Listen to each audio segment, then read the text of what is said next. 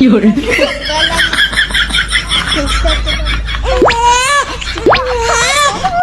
Sabi si Ande. Sasabihan natin si Ande. Atong balay na ba yun? Sa buhay. Hello, si Ate nung may maling bad. Malakat siya dun. Tarkotan sa dun. Pinagano yun. Salting pa dun.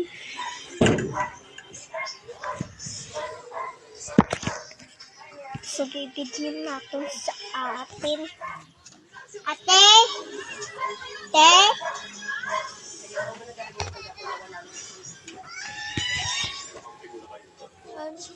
One daw.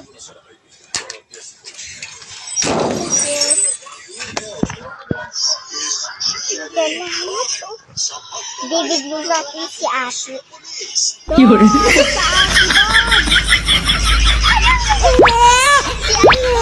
Nagkakasigla. Pakalo natin si Ate. Ate!